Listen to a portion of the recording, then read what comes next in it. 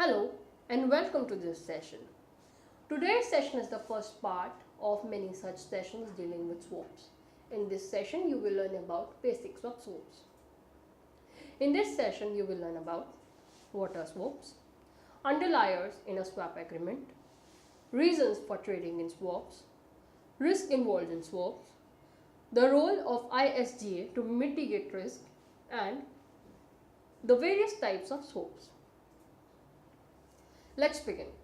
A swap is a type of derivative in which two counterparties exchange cash flows based on an underlier. Each payment stream is known as a leg of the swap. As we mentioned, the underliers could be equities, commodities, interest rates, currencies, or fixed income products. A swap agreement defines the date when the cash flow has to be paid and the way they are accrued and calculated. The cash flows are calculated based on the notional principal amount. The notional principal value is the predetermined dollar amount on which the exchange interest payments are based. The notional principal never changes hands in the transaction, which is why it is considered notional or theoretical. Neither party pays or receives the notional principal amount at any time, only interest rate payments change hand. So why do people trade in swaps? A swap can be used to hedge risk, and hedging over a long periods of time is possible. Swaps have a longer maturity term than other derivatives like futures or options. Swaps will run for years, whereas forwards and futures are for the relatively short term. In addition, a swap is generally cheaper. There is no upfront premium and it reduces transactions costs. Using swaps can give companies a better match between their liabilities and revenues.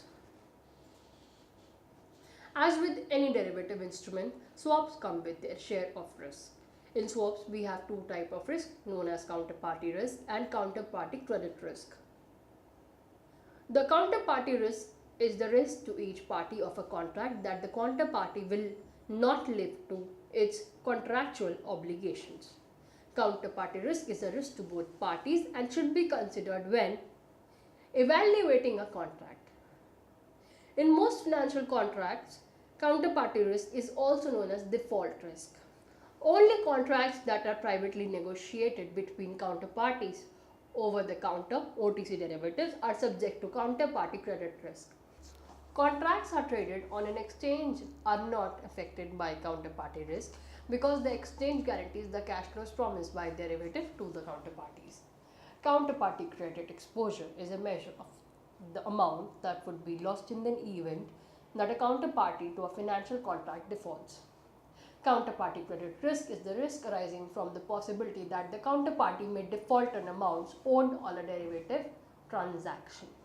Did you know that counterparty default for swaps was a major driver of the global financial crisis in 2008? We will look at this in more detail in a case study later.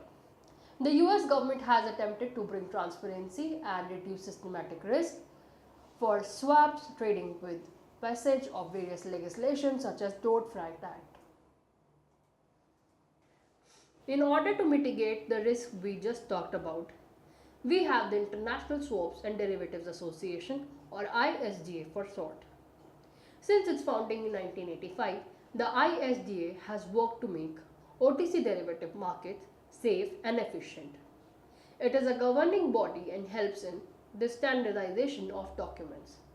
ISDA focus on three key areas: reducing the counterparty credit risk, increasing transparency, and improving industry's operational infrastructure. ISDA helps to identify and reduce the sources of risk in derivative. It develops ISDA master agreement.